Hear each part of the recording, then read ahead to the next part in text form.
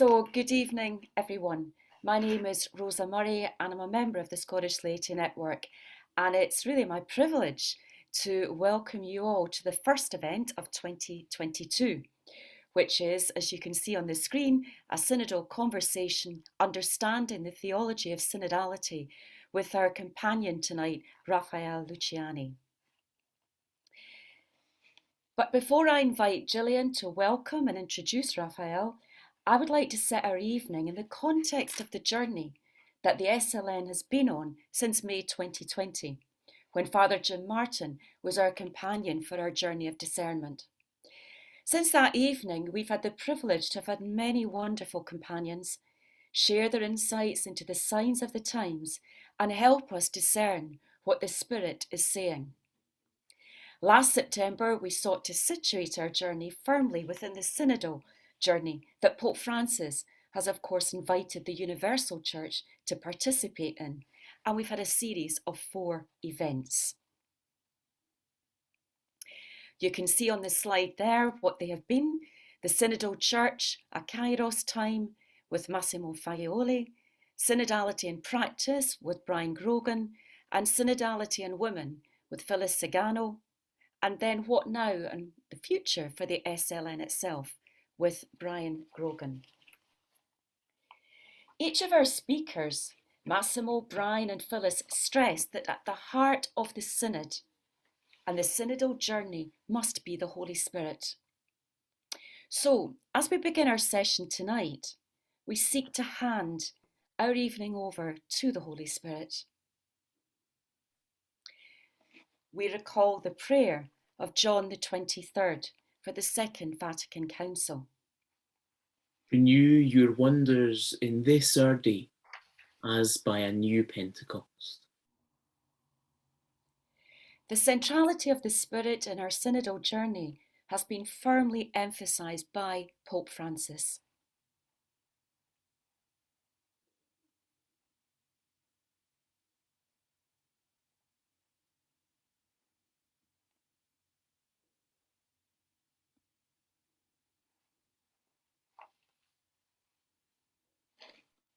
Jerry, you should see the option to unmute. Sorry. I want to say again that the Synod is not a parliament or an opinion poll. The Synod is an ecclesial event, and its protagonist is the Holy Spirit. If the Spirit is not present, there will be no Synod. Let us now pray that we will be open to the Spirit tonight and throughout our synodal journey. We pray the prayer that Pope Francis prayed as he concluded his address on the opening of the Synod.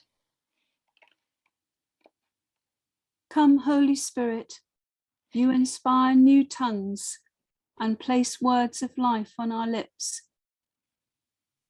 Keep us from becoming a museum church, beautiful but mute, with much past and little future.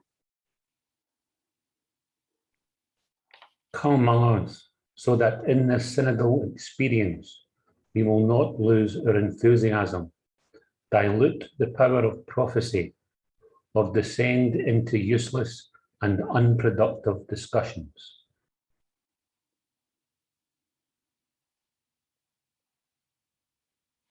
Come, Spirit of love, open our hearts to hear your voice.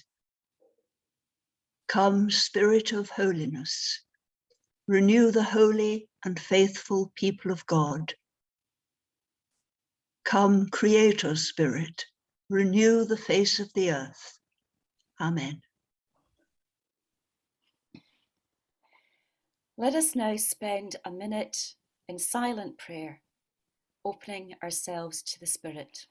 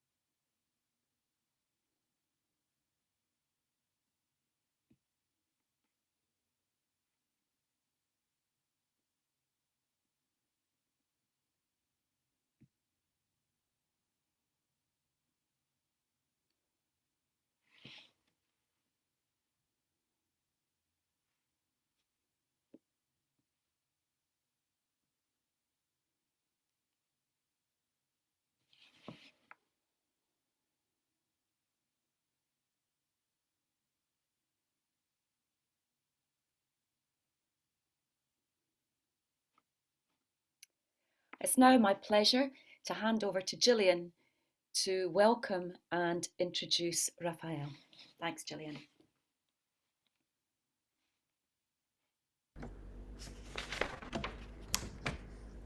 A very, very warm welcome to you, Rafael, this evening. It's this evening in Scotland, but it may not be evening in all the places in the world that we welcome you from. I would like to say a very few brief words of introduction, just so that all of us on this call have an understanding of where you're coming from as we enter into our listening phase of the evening. You are a Venezuelan layman, but also a doctor in theology from the Pontifical Gregorian University, and you've also undertaken postdoctoral research at the Julius Maximilians Universität in Germany. You're a professor at the Catholic University in Caracas and extraordinary professor at Boston College School of Theology and Ministry. You currently teach ecclesiology, Latin American theology, the Second Vatican Council, and synodality in the Church. And you serve as expert on a number of international advisory bodies and teams. You're a member of the Intercontinental Seminar Group Peter and Paul for the Reform of the Catholic Church, and an expert of the Theological Commission of the General Secretariat of the Synod of Bishops. We are in good company this evening. So it is my pleasure and my privilege to hand over to you, Rafael. Thank you very much for giving us your time. Thank you so much. I'm really grateful for this invitation. This is a kairos, a great moment, and also a challenging one to share the moment in which we are facing a call that needs to embrace a reform mentality in the church. So I want to share with you what the synodality implies for us as a church and for the reform of the ecclesial life and structures. Pope Francis invites the whole church to discern a new ecclesial model for the third millennium, which deepens the process of aggiornamento initiated by Vatican II and responds to the epochal and ecclesial changes that we are living. And in this context, the relevance of a synod on synodality is to discern the necessary reforms in the light of this ecclesiology of the people of God that synodality embraces and brings us to today. So perhaps, and I believe this truly, this is the most important time in the current phase of the reception of the Second Vatican Council under the pontificate of Pope Francis, deepening the ecclesiology of the people of God. And in the light of a model of a church of churches, Pope Francis has proposed that, and I quote, the path of synodality is the path that God expects from the church of the third millennium. And he does so in a context in which it is more urgent than ever to renew ecclesial life by two simple attitudes or challenging ones, by taking advice and by building consensus. I could bring as an example the style of this old principle of medieval canon law that says what affects all must be treated and approved by all. What a challenge. This practice is not new in the church. It is worth recalling the golden rule of Saint Cyprian, bishop, that we incorporated in the preparatory document for this synod. And he can be seen as a synodal form for the first millennium that offers us an important framework to interpret synodality and its challenges today. Because for this bishop of Carthage, taking advice from the presbyterate and building consensus with the whole people were fundamental experiences throughout his episcopacy to maintain communion in the church. To this end, he was able to devise methods based on dialogue, on listening, on common discernment, which made possible the participation of all, and not only the presbyters, not only the hierarchy. And this participation embraced deliberation and decision-making processes.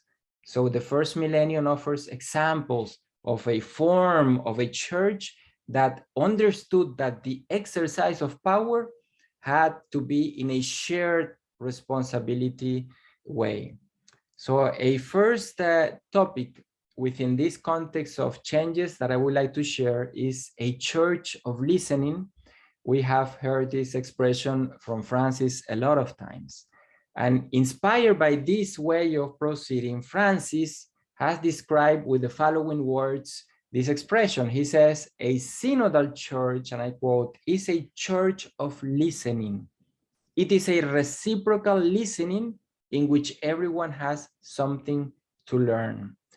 I always invite to download from the Vatican website this beautiful and perhaps the most important ecclesiological speech that Francis has given during the 50th anniversary of the institution of the Synod of Bishops. A church in a synodal way of proceeding is a church of listening, and this listening is reciprocal. The exercise of listening is indispensable in a synodal ecclesiology, since it starts from the recognition of the identity of the ecclesial subjects, laity, priests, religious, bishops, and the Pope, but based on horizontal relationships, and horizontal relationships founded on the radicality of baptismal dignity and in the participation in the common priesthood of all the faithful. This is the spirit and the text of Lumen Gentium 10. This horizontal way of understanding our being Christi Fidelis, faithful in the church, due to the radicality of baptismal dignity.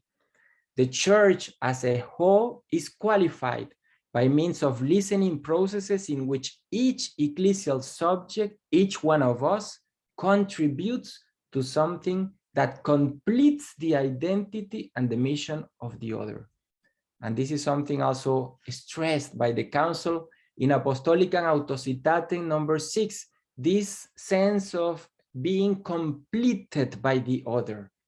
We're not helping each other, we're completing our own vocation, ministers, services, charisms, gift in the relationship with the others.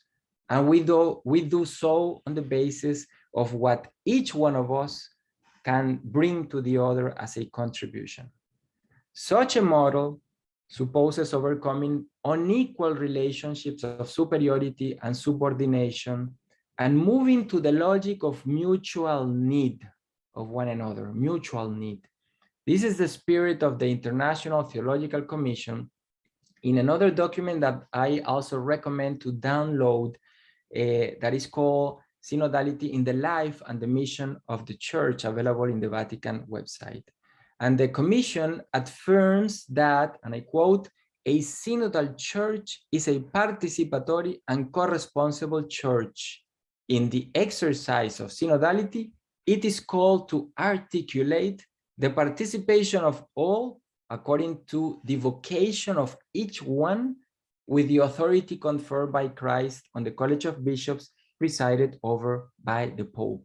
Participation, says the Commission, is based on the fact that all the faithful are empowered and called to place at the service of others the respective gift received from the Holy Spirit. So we can say that to be listened is the right of all of us, but to take advice based on listening is a duty proper to those who exercise authority. So as we can see, listening is a process that binds all ecclesial subjects in a way that the exercise of authority by the hierarchy cannot be exercised putting themselves over the rest of the faithful, because we all are a totality. That totality is the church as people of God, and each one of us contributes to complete the vocation of the other. This circularity, this reciprocity, this mutual need that the text and the spirit of the council invites us. A second element Synodality is a more complete way of being church. And I always say this and remember Pope Paul VI, who said during the opening of the second session of the Vatican II that the church needed to find this new way, this new complete way of being church. Today we are in this path. Listening is not an end in itself. It takes place within the framework of a larger process when, and the International Theological Commission in number 53 gives us the key of how to live a listening process, when it says, and I quote, "The whole community in the free and rich diversity of its members is summoned to pray, listen, analyze, dialogue, and advise, so that pastoral decisions may be in conformity with God's will." So as we see, the whole community should be convoked, not a group, not those who think alike me, not those that will not say, I am not in the same thought that you are right now saying. It's the whole community in the free and the rich diversity of its members. And it's summoned to a series of dynamics, communicative dynamics, such as to pray, to listen, to analyze, to dialogue, to take advice together. This logic of the being together, a communal way of proceeding. Therefore, when you create this way of proceeding, the scope is to take pastoral decisions. So synodality frames itself in this way of being church. From this series of relationships and communicative dynamics that I mentioned, a favorable environment is generated to receive advice, and to build consensus that will later be translated into decisions. So we have a process where to take an advice needs to create an environment of this communal spirit of working, discerning, dialoguing, analyzing together. And then the building of the consensus, maybe one in the group is saying, can say in a group, I am not agreeing with what the rest of the group is thinking. So how do we build consensus in that case? And once we have the consensus, it needs to be translated into a decision that affects the structures or creates new structures that enable to have a synodal way of proceeding in the church. It is important then to consider all these actions needed when undertaking a listening process, praying, listening, analyzing, dialoguing, and advising, because the purpose of this path is not simply to meet, listen, or to get to know each other better, but to work together, to complete our own vocation with the other, so that pastoral decisions can be made. This is one of the aspects that define the meaning and the goal of a synodal process. Without this horizon in mind, one can run the risk of limiting the understanding and the exercise of synodality to a mere affective practice, but without effectively translating it into concrete changes that would help overcome the current clerical institutional model.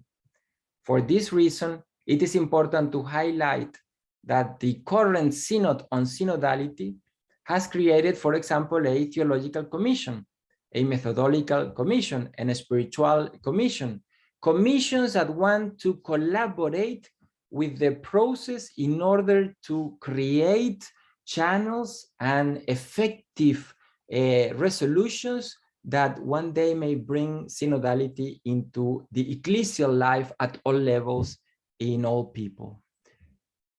One other idea that may help us to discern what synodality means. We are living an event that becomes a process. we are used to events. We gather for a week, and then after the week, we reach a conclusion, and then a document is drafted, or we gather for a month, or we gather for a couple of a determined time, and that's an event. But Francis has introduced a way of proceeding inspired by processes, which are not simply gatherings during a period of time, but an opening of something that may lead us to a creation of a new way that we were not seeing before, a new way of understanding that we were not seeing before. So a process means a way of introducing ourselves in the life of the church, but only by being together, working together, discerning together, and taking decisions together, can we reach an end to this process. So consistent with this theme that Francis addresses, and with the purpose of understanding the feeling of the Holy Universal Church, Francis has convoked a synod that is not anymore any event, but becomes a process that begins with a first diocesan phase. This is important because it implies an ecclesiological shift. From an ecclesiology of the local churches, we start from the level in the exercise of synodality, the first level in the exercise of synodality. To understand what this implies, we can recall the words of Bishop Desmet, one of the most important voices of the council, who said, and I quote, "The teaching body, the bishops, does not rely exclusively on the action of the Holy Spirit on the bishops. It must also listen to the action of the same Spirit in the people of God. Therefore, the teaching body not only speaks to the people of God, but also listens to the people of God in whom Christ continues his teaching." Bishop Desmet, during the council, has provided this way of understanding that the hierarchy has to be considered as one more faithful, Christi Fideles, in the whole, in the totality of the people of God. That's why Francis has repeated that the Pope is one faithful, a bishop is one faithful, a religious is one faithful, a lay, a presbyter, we are all faithfuls, and therefore have the same rights and the same duties in the church. Through a diocesan phase that we are living in this synodal process, the bishops then must not only listen to the people of God, but also in the people of God as an integral part of the people of God, and together with the rest of the faithful, discern, elaborate pastoral decisions, make ecclesial life happen.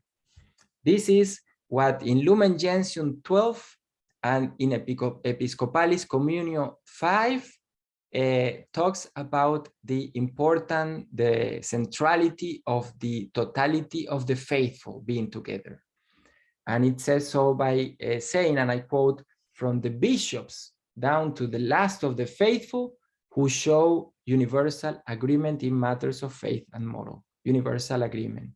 Because what is at stake is not the sentiment of an individual ecclesial subject in the church, but the sentiment of the whole church, or rather the sensus ecclesiae of the whole people of God. For this reason, each particular church must proceed by making use of the participatory bodies that exist today and those that we can create today to incorporate people in the participations and the discernment processes needed in this synod. So perhaps one of the most important challenges for the ecclesial institution will be the creation of mediations and procedures for the involvement not only of those who live and make their life in the church, but in the rest of the society. We need to learn from institutions, from people that are not in the church, and take advice and build an ecclesial consensus from what we learn from the society today. The changes that the society is claiming to the church today need to be heard by the church, and this can be a way of listening and reforming its structural body. The challenge to put it in the way in which we are now facing this change, the challenge of embracing a new institutional ecclesial way of proceeding, not simply creating structures, but a whole new culture, a new way of proceeding based on a culture of consensus. The institutional mediations should therefore be favored that not only allow the listening to be received and discerned, but ensure that the results are binding on the processes of conversion and change needed for the renewal of the ecclesial institutional model. What we need is the renewal and a reform both of an institutional model that embraces synodality as its way of being, operating, and proceeding.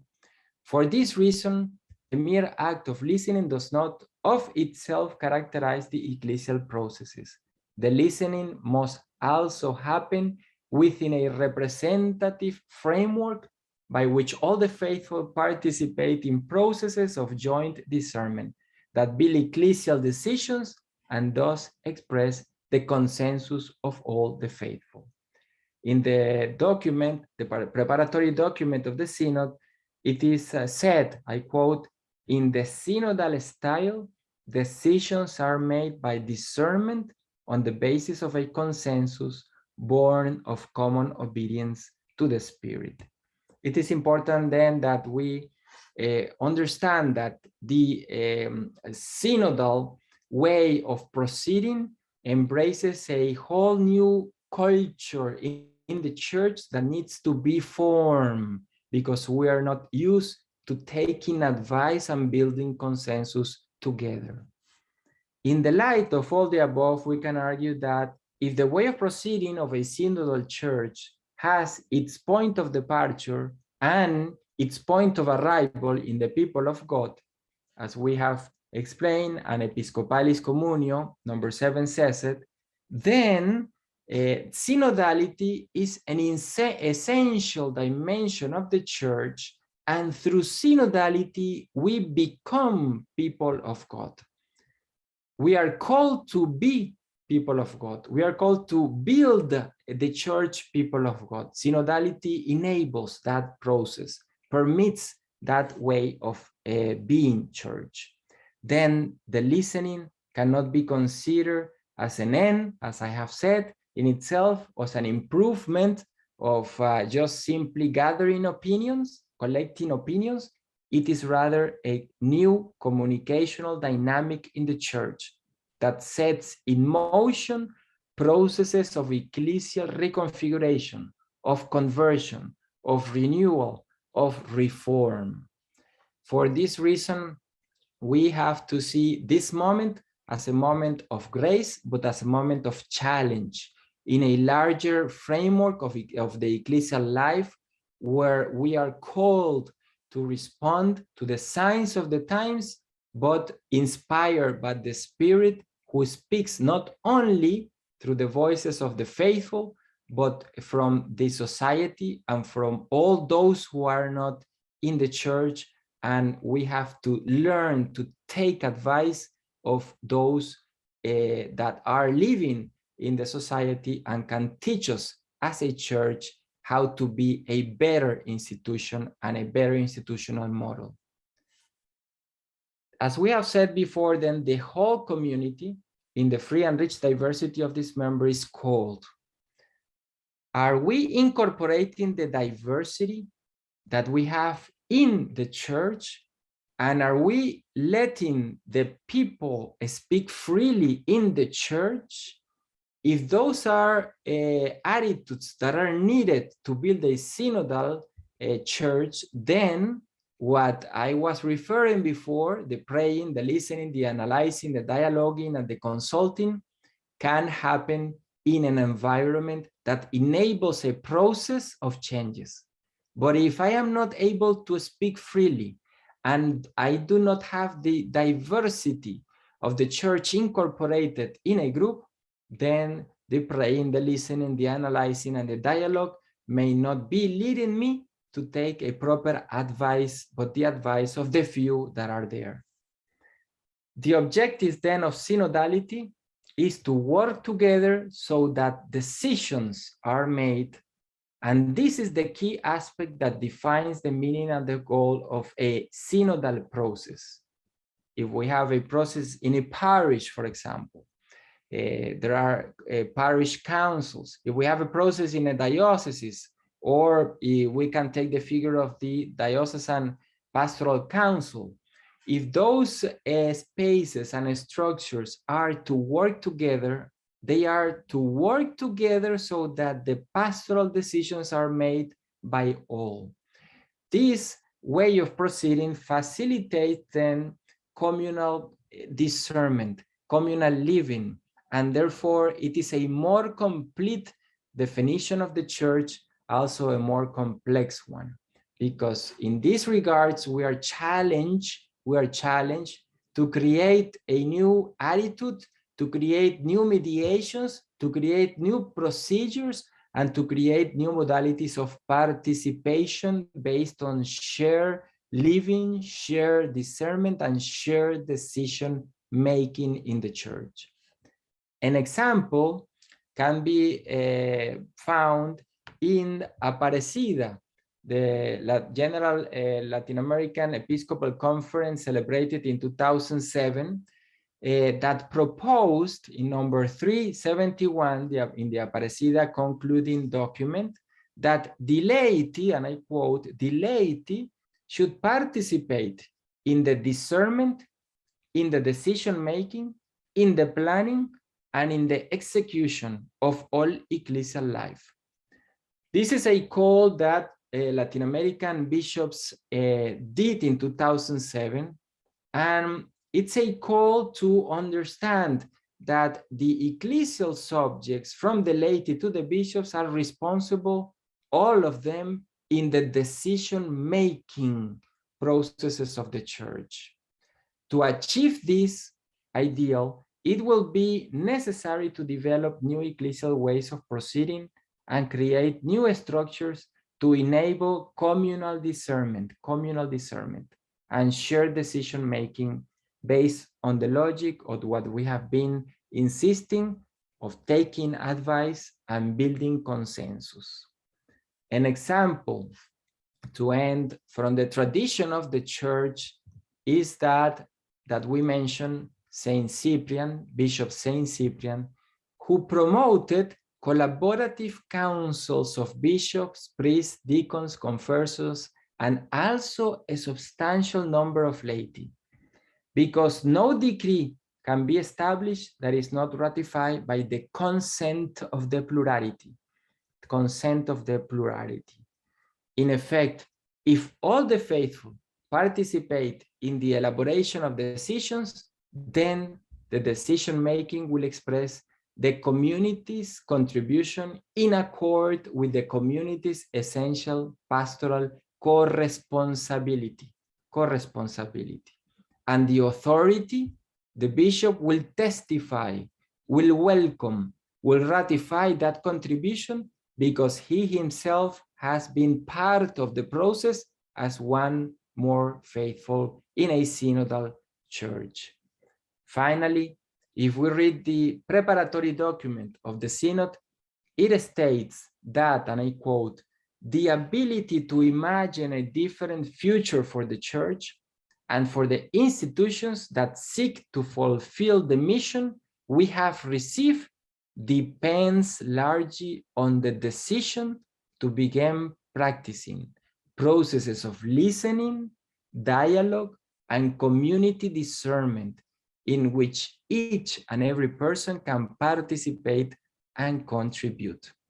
The great challenge today, then, will be to create a new institutional model based on a culture of ecclesial consensus, capable of manifesting itself in synodal styles, in synodal events, in synodal structures that will give rise to a new ecclesial way of proceeding of the Church for the third millennium. Thank you so much.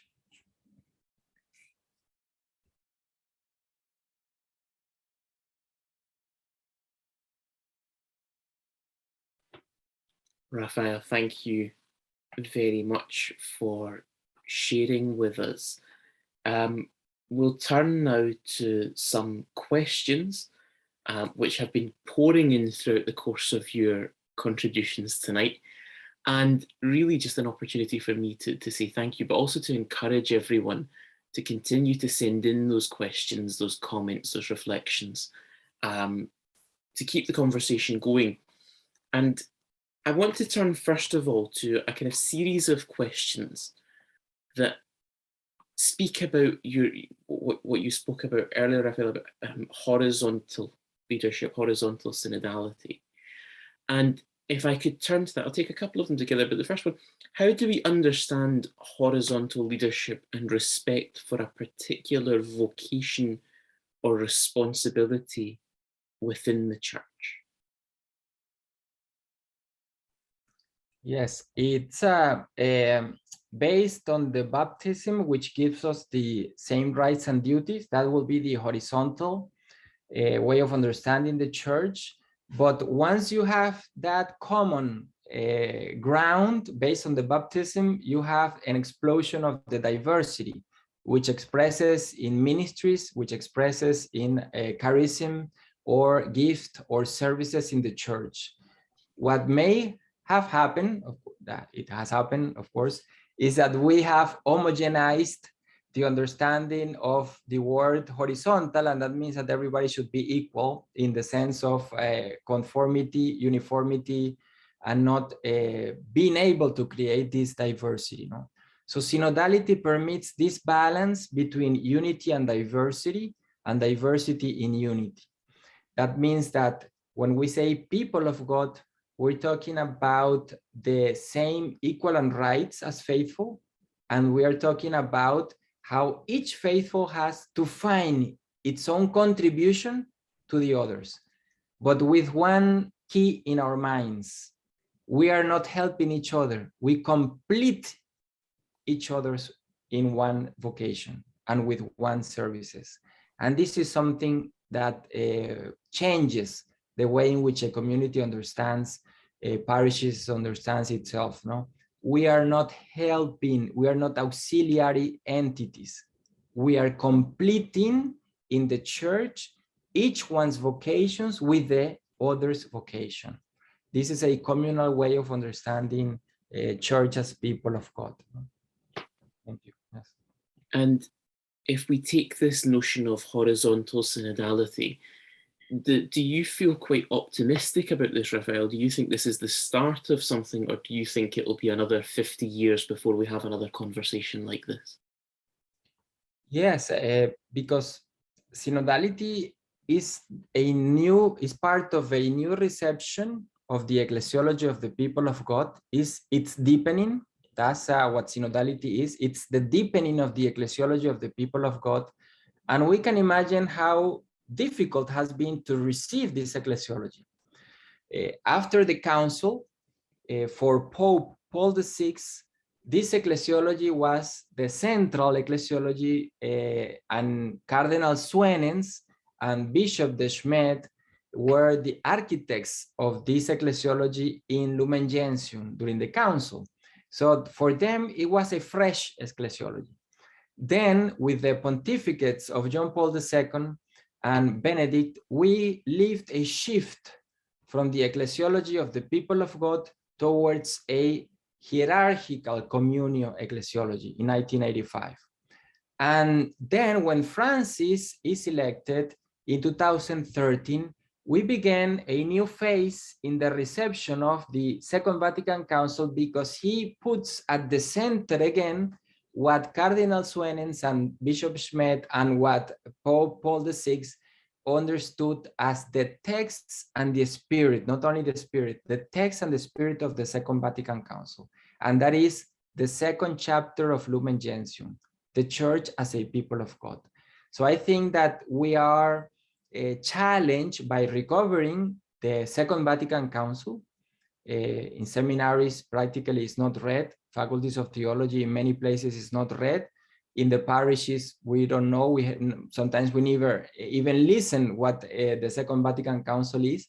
So retaking that, reassuming our path from the council to today, and then situating that in a very specific moment in the church.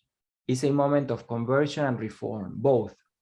Conversion because it needs the change of our mentalities to be aligned with this ecclesiology of the people of God, and reform because it needs that the structures of the church be sometimes renewed when they can be renewed, sometimes left when they are obsolete to transmit the gospel, and sometimes creating new structures for a synodal church.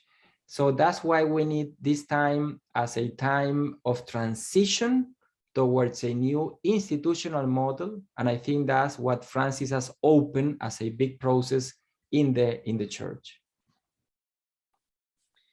Implicit within that last question, Rafael, talking about 50 years looking into the future was, of course, 50 years looking back and thinking about the Second Vatican Council. But if I can take this next question from our chat box tonight, which says, since Vatican II, we've been struggling to live in this way, but we've come up against the obstacles of some bishops and clergy who seem to block this mutuality. Could you perhaps comment on these clerical obstacles?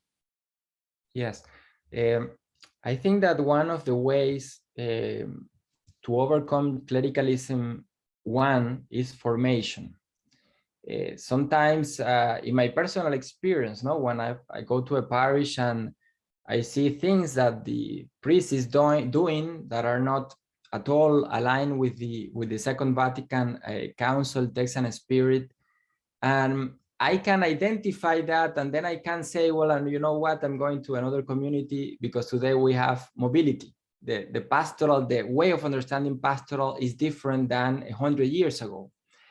But if a person that doesn't have any idea of this ecclesiology of the Second Vatican Council that is there, and is listening to that pastor explaining things that are not even in the spirit of the council, how can that person have the criteria to select and to decide and to discern and then decide, well, I'm going to another community? This is just a simple example to say that sometimes we need more formation in order to have a better decisions in the church and to push changes.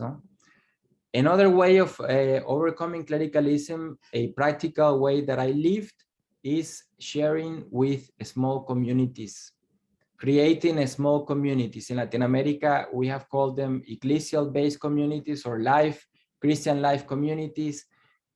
Communities where we can share the word in a communal discernment, and that discernment helps us to take decisions in our life. So I remember Karl Rahner said that the future of Christianity, he said it after the council, was going to be in small communities.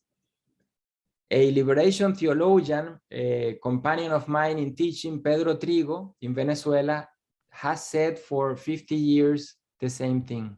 The future of Christianity is in small communities. So I think that we need to have these relations in which we feel family, we feel community, and we are in the right and in the duty to build that. The theology of baptism. I don't need the permit of a pastor or a bishop to have a Christian community reading the gospel in my house and sharing life and doing pastoral actions. So that's what I think, that we can do things, not simply wait for the institution to change, but we are empowered by the Spirit to do things in this way. You spoke, Rafael, about the importance of formation.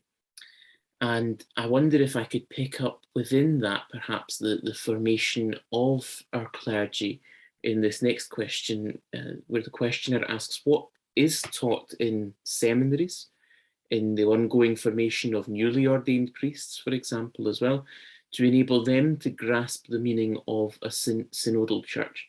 Is there something going on at the moment that helps the clergy to understand the journey that the church is going on just now?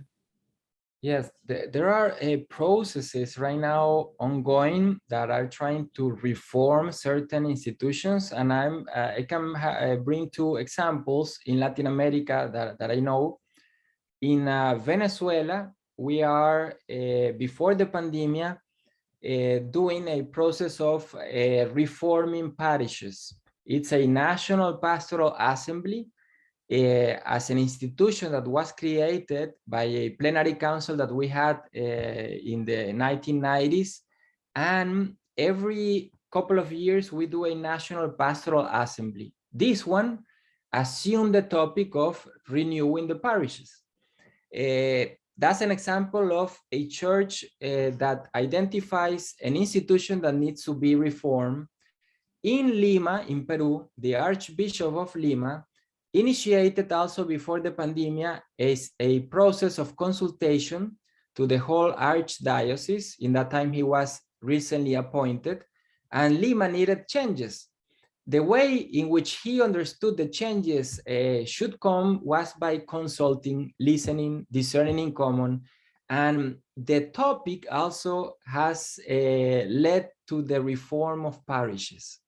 So a church in a diocese or in a country needs to identify those institutions that there need to be reformed.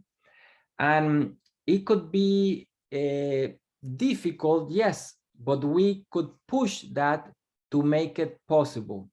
And I put another example.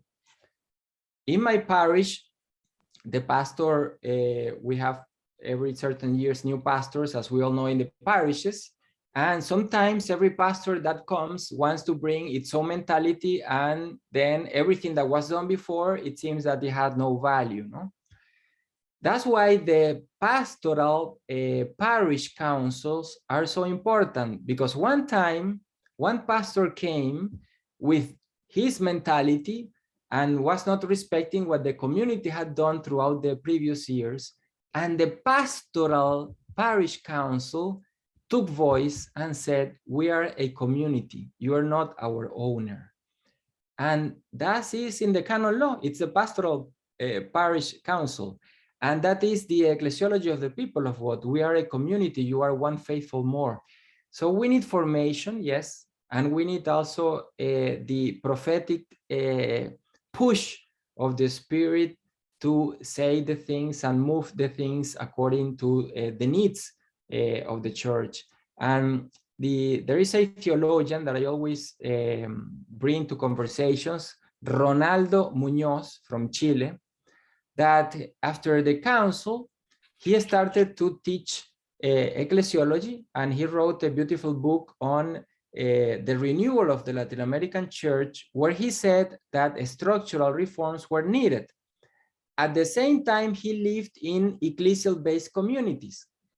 So in his life, one bishop that came expelled him to teach from the Faculty of Theology, and he could, from that point on, never teach again as an academic.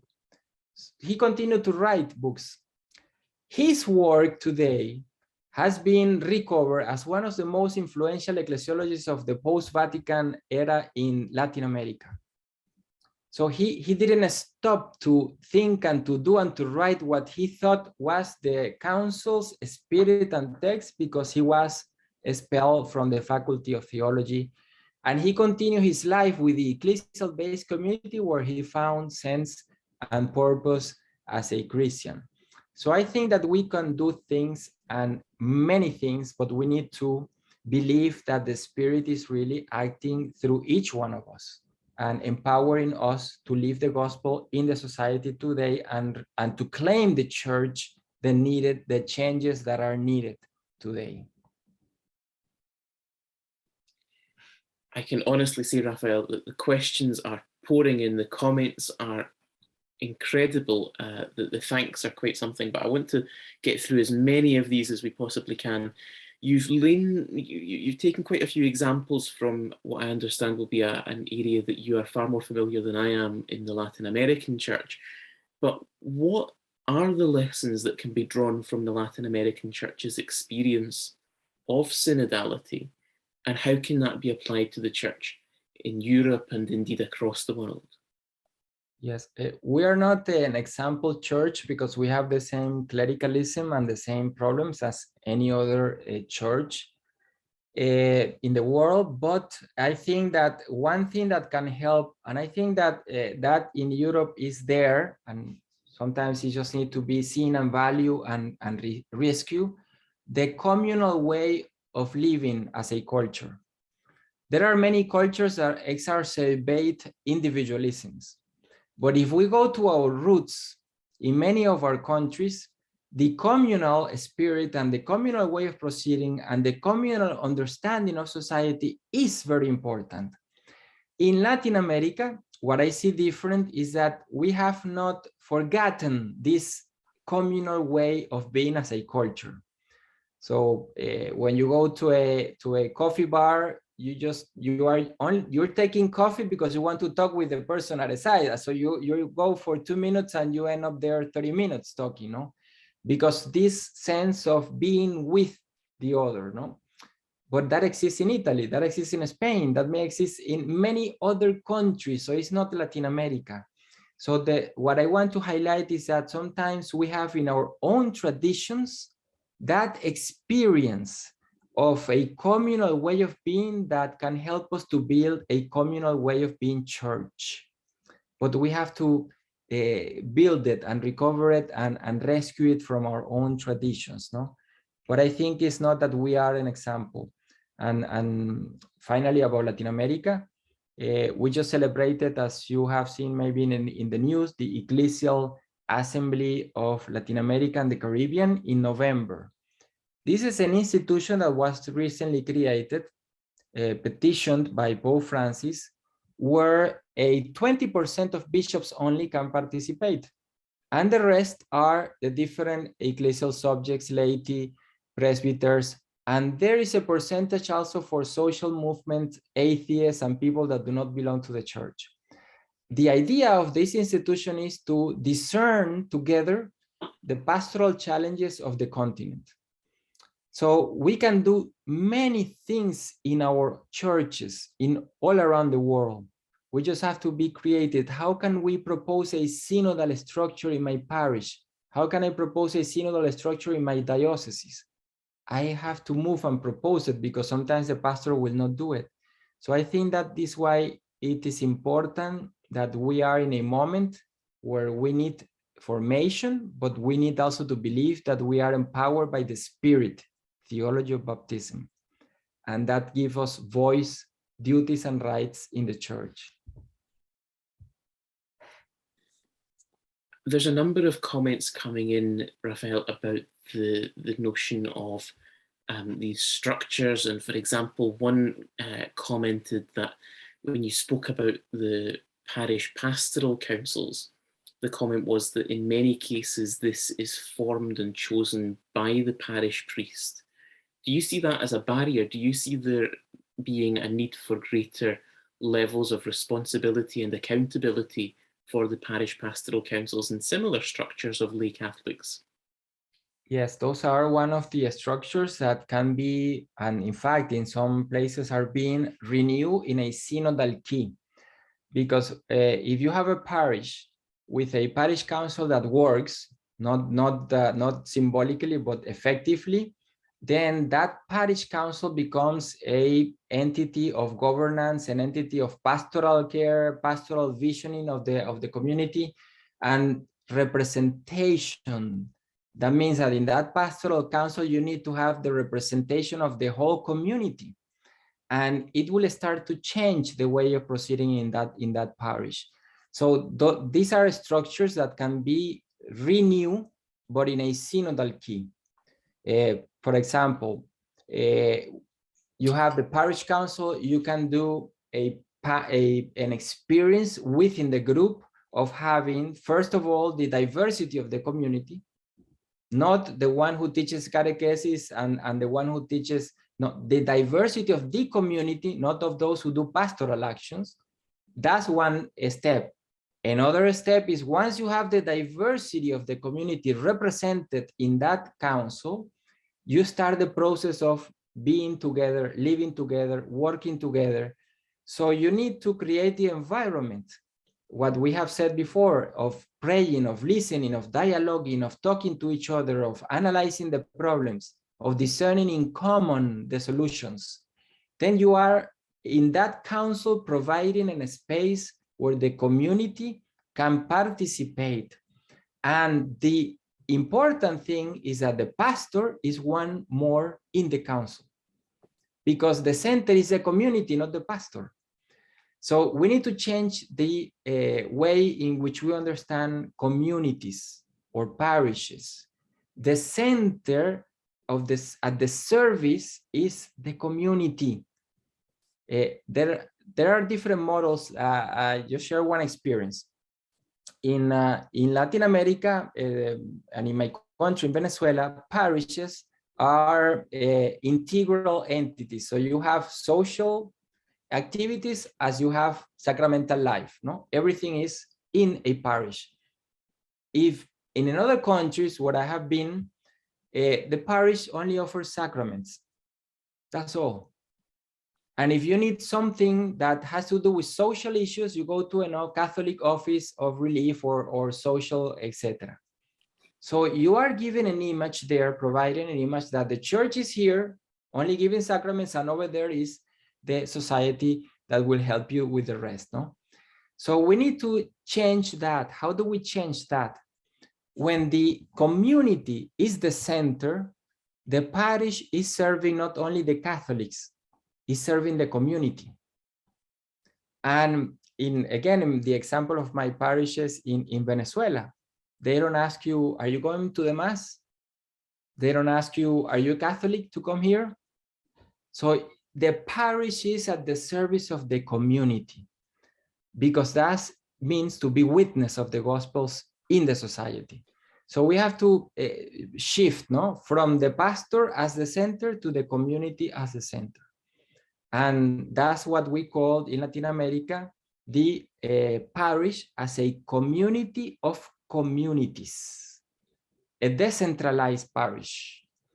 If the community is the center, I can have 50 communities, small communities in one parish, a community of communities. So if you know how many people in are living in my parish in Caracas? 30,000 people. It's impossible to have one parish. There is a parish with 80,000 people. And in Mexico and Brazil you have parishes that are bigger than that. So you need a new model of small communities, integrating them with the parish. And with the pandemic, one of the things that we have learned is that we can do community living so far away to each other. So this sense of being a community, working at the service of all in the community, is part of this ecclesiology that I have been sharing. It's not something new, but it's something that we have sometimes forgotten in the Catholic tradition, and it comes from there. Rafael, I wonder if I can come in and take two questions together, which perhaps continue that conversation slightly along the lines of these kind of participatory bodies with lay Catholics at their heart. The first would be a comment which says that lay leadership in itself can be hierarchical and can be excluding. And, simply putting an organization in place with lay Catholics at its heart doesn't necessarily take away the problems of denying a voice to minorities. Could you comment on that in one instance? And also, what other bodies, you've mentioned the Parish Pastoral Council, but what other new participatory bodies and structures do you think could be brought to the table and how could they play a role in that dialogue, in that synodality moving forward? Yes, thank you. To start from your last comment, if imagine a parish that does consultation permanently, not when they have a crisis. That will be a way of proceeding very different than what we have today. A diocese that does consultation permanently and not when they have a crisis again. So assuming these ways of proceeding as part of the ordinary life, that's what the International Theological Commission calls synodal style, the style. Everything in the ordinary life of ecclesial life should embrace certain practices. One is consultation. In regards to minorities and majorities, synodality is not about numbers, and this is an important question that you're asking, because it is not about voting, a majority imposing its own way of seeing things to a minority. It's about reaching consensus, and I stress this millions of times every time I talk, because it's a new culture. We're not used to this in the church. So we're not taking anything from the hierarchy, and we're not giving anything more to the laity. We are just living what this ecclesiology of the people of God and what has been the tradition from the first millennium until today is and have forgotten as a church. So I think that it's more difficult that we sit together and discern together, trying to reach a common ground, than to vote. And I simply raise my hand, and maybe I have in favor a majority, and I put my own thoughts there and I impose them to the community. So this is again a new culture, and we can learn and need to learn from each other. In Latin America, theology needed in the 70s and in the 60s social sciences, because the topic was poverty in Latin America in the 70s, still today, and it's worse, but we had it as a huge topic in theology in the 60s and 70s. We can ask ourselves, what do we need today in the church? Maybe we need psychology, maybe we need social sciences, maybe we need political sciences to learn from practices that can teach us how to be communal, how to be communitarian, how to be a consensual church. So I think it's part of the process of learning, but we have to look what can help us to learn in this direction. Just to say very briefly to everyone who's with us at the moment, I've been asked a couple of times in the chat if we would be able to share the links that are being passed around. And I know I don't want to take Rab away from what he's doing at the moment, but I know that Rab will go through the chat afterwards and he'll share those links. But we've also been asked, Rafael, you've mentioned quite a few sources yourself, books and authors. Is that something that you would be able to share with Rab that we could then put out as a suggested list that people might want to consult?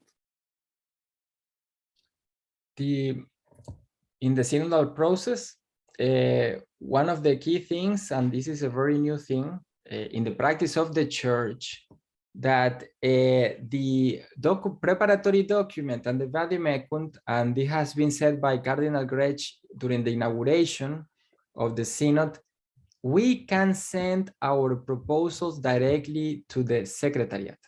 So if my bishop doesn't want to do a synodal process, if my parish doesn't want to do a synodal process, I can do my own group and send the proposals to the General Secretariat.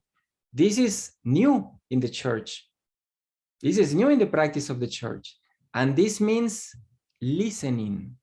I mean, they want to take so seriously what listening means. And an example is that in Venezuela, there were groups of people that work, that are very socially active, but they do not live in a parish or do not go in a parish or do not belong in a ecclesial movement. What we are doing is to embrace in them and let them tell us, you know, what they're doing, what they're thinking, how do they see the church, how can we improve, and do their own listening process and send it as a contribution. And we can do that too, as a network here, as a movement, anybody, any group, any institution. So I think this is a big step that has been taken by this synod, saying if in your diocese or community no one can or will or want to listen to you, we want to listen to you. That's a huge message. How in that process, Rafael, can we be assured, particularly, and I'm looking at a question just now, those who are concerned that perhaps more controversial issues will be suppressed or censored, and the example that's given is the ordination of women. So if that idea or that discussion is proposed as part of the synodal process, how can those who are raising this question or suggestion be assured that that won't simply be suppressed or censored by the church? Yes. One of the key phrases that was said by Cardinal Grech during his inauguration annual speech in the Synod in October last year was that when the final document reaches the approval of all the bishops in the last assembly in 2023, it will probably go back to the dioceses to get the consensus of the whole church. And these words may have passed, without any notice for many people. And these are it's a huge change, because it is telling that even after doing the whole process, what comes at the end needs to go back to the whole church. Why? Because the process is being built from each diocese, but I don't know what the Asians or the Africans or the Latin Americans are thinking. And how do I know that? When I get the final document and come back to the dioceses and the regions, and I start to listen not only my only ecclesial part, but the whole of the church. And I say this because you know that recently, before this synod, we had the Pan-Amazonian Synod. One of the key topics was the topic of ministries, because in the Amazon, you need sometimes to travel 3 days to reach to a community.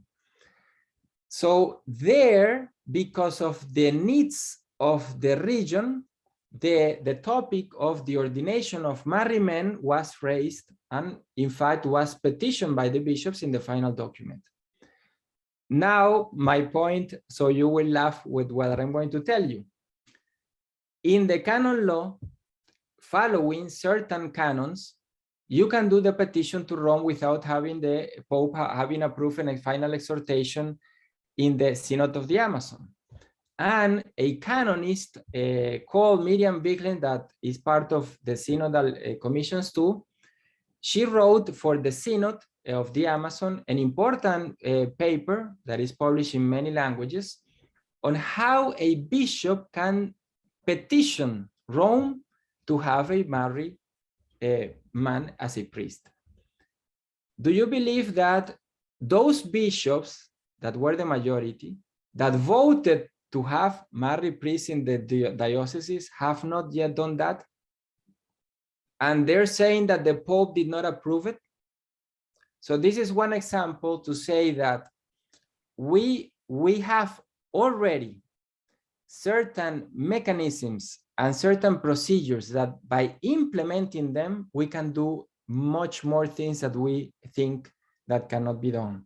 So in terms of ministry, we are in that same situation, but we need to, again, formation in order to claim those bishops, pastor, or laity that are clericalists. Wait, this is not what canon law says, this is not what the council says, this is not what this said. We need to be formed.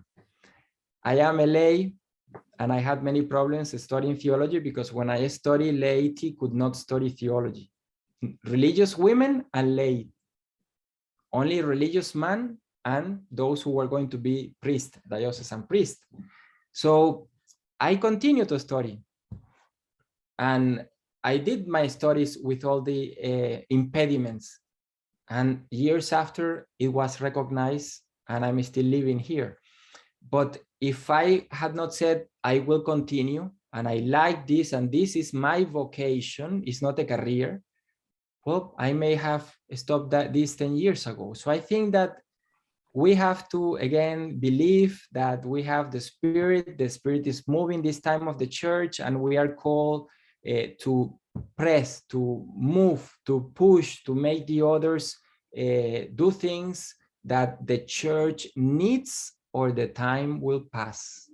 Or we embrace this time of Kairos, or the time may be, for a while more, and that's it.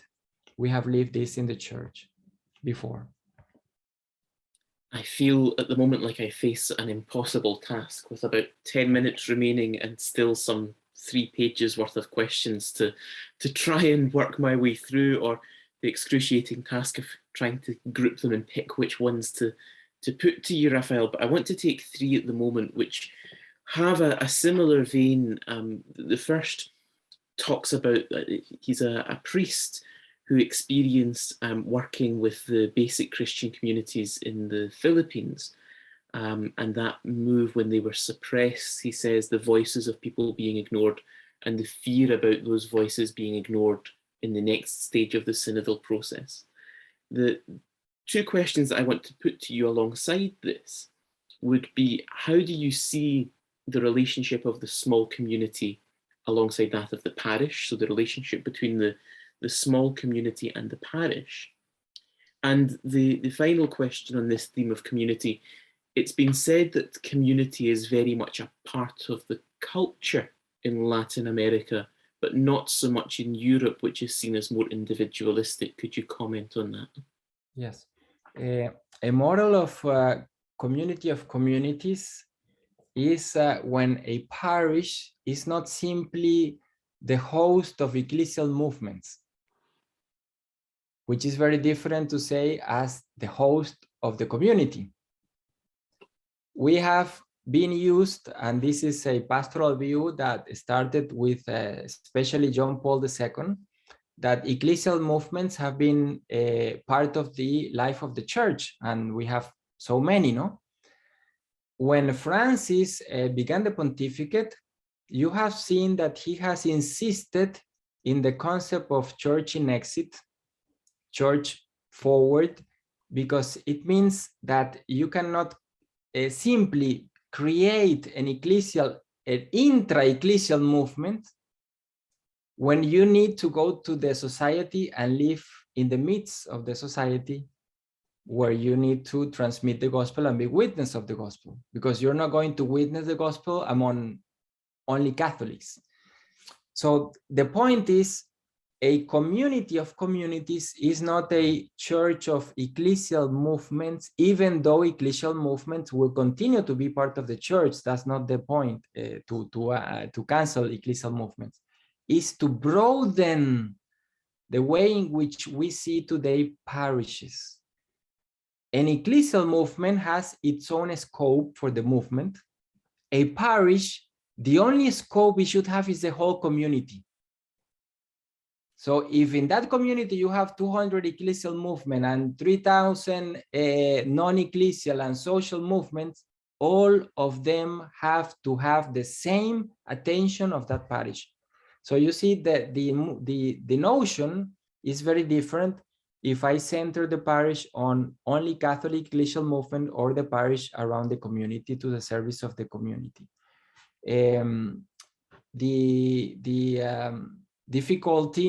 The difficulty that I see is that we're not used to sit with those who are not in the church, to sit together, to sit, simply to sit, nothing more. I'm not asking to pray, I'm not asking to sit, because the only way I can change the image I may have of someone is being in presence with that person and talking with that person. The rest doesn't work. So I think that we need to go back to this church in exit, which means to sit with the other outside the church and listen and talk and share. And from there, we will begin to discern and do new things. But we cannot say, I have the recipe here, 1, 2, 3, and I'm going to propose this to the rest of the world like I know all the answers. No, I have to sit first with the others and try to build with the others something new. One example, what if we think that the way of approaching to a person that left the church is renewing our language simply when proclaiming the gospel? That doesn't make sense, because the person didn't go away because of the language I used. It was something in the structure of the church that made that person leave. So when I go to that person, is first of all to listen to the life of the person, not to convince that person to come back.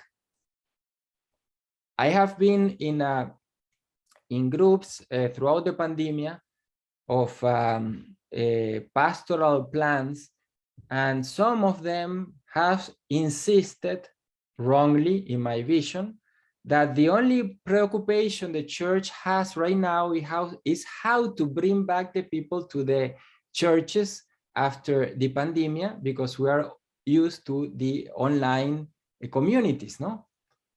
That's not the problem that we should be thinking, because what we have to do in that case is not to bring them back, but to go there and share our life and listen what has happened to you. What is happening to you? What can I learn from you? And many things that we may be listening may surprise us and help us to change. So I think that to make it simple, the most difficult challenge is to sit with those who we do not want to see and talk with, and let that experience of being with the other help me to discern and help me to to change, and may help me to be someone that makes something different in my life, no? But it's difficult just to go and sit with the other that I don't want to sit with. Perhaps, Rafael, that would form part of the answer to the next question I want to put to you as well, which is, one of the most important features of this synodal discussion, and Pope Francis has been very clear about this, is speaking to those who are excluded, or those who have left the fold of the church, those who have chosen to leave, those who are wounded, those who are angry, those who don't want to hear anything from the church because of how perhaps the church has made them feel. Do you have any knowledge of attempts or any initiatives that do exactly that work that you've just spoken about, to reach out, to capture their views, and perhaps even to capture their views as part of the synodal process? Yes, there is one example that in Latin America is common, I think in Europe too. The parishes at some point in their history began to host what the groups of anonymous alcoholics, something like that is called in English, in Spanish. And it's interesting because these groups, they're not allowed to talk about God, and they are using the spaces of the parishes. That's beautiful. I mean, a parish providing a space to people because they're human beings. So the space of the parish is not my space because I'm Catholic. That is a parish at the service of a community. So we have that in the tradition. It's not new. Why are we now so challenged to understand that the church has done that already so many times, and we're thinking that this is new? So if we open our communities just to lend the house, not the parish, to others to be used for good, that will start changing our conversation in the church. I remember my parents, they were founders of Fe y Alegría, in one of the schools of Fe y Alegría. Fe y Alegría is a huge movement that was born in Venezuela. Now you have it in Africa and Asian schools all over the world for poor people. And they built one school of Fe y Alegría when it was starting. And my house had a patio in the front of the house, that was open. In that patio, all types of groups went there because my mother and my father were so loved by people all over where they lived that they always hosted people. So people started to ask the permission to use that space to gather.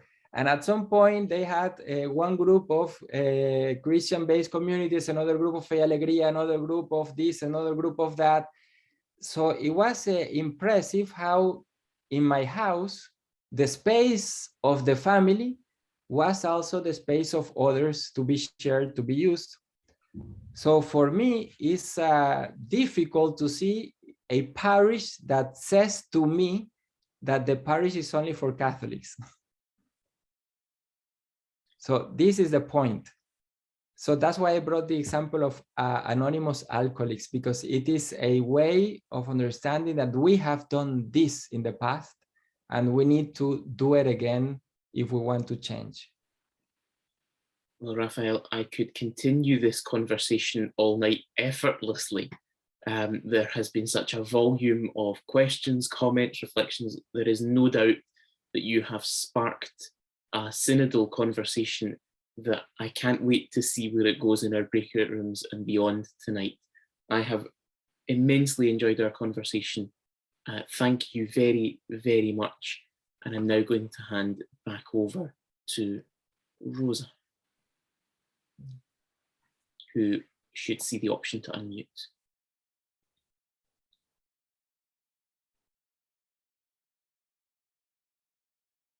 Hopefully.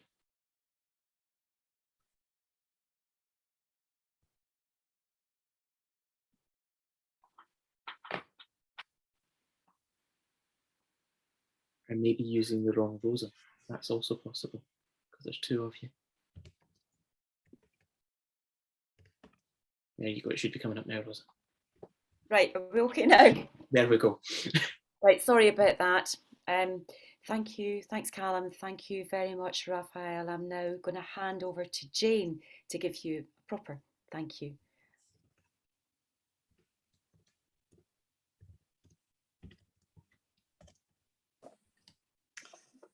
On behalf of everyone, Rafael, I would like to thank you so much for such a wonderful and inspirational talk and an amazing Q&A session.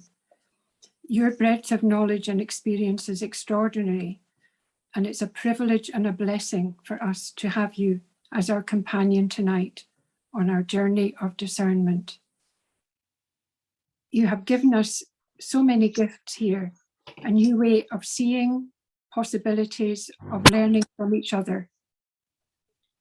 So thank you for sharing our deep knowledge, your deep knowledge with such clarity and insight. And I'm sure we will all take away so much to ponder and reflect on, and that your insights will lead to many more conversations. What stood out for me was that you started your talk with examples from the past, which has led us to our present journey of synodality. Pope John the 23rd, Pope Paul VI, the Second Vatican Council, Latin America and liberation theology. You've given us so many possibilities to think about. It was very powerful to consider, therefore, the wonder of the invitation of Pope Francis to us now to make our journey of synodality and embark on a discernment of these times in which we are now living. Such phrases as mutual need of another, participation of all, it's a process, not an event, so much to take away. So thank you, Rafael. And as the Holy Spirit leads us on in this challenging journey of synodality and an exciting one, your talk feels like an affirmation that we are indeed the people of God and that there is a different way of being church. So thank you again for sharing your insights and being our companion tonight. Thank you. And I would like to finish by saying a prayer for you. Loving God, we thank you for the wisdom and insight of Rafael. We thank you for what he has shared with us tonight. We ask that you anoint him anew, such that his theological ministry may continue to be empowered by your Spirit. Amen.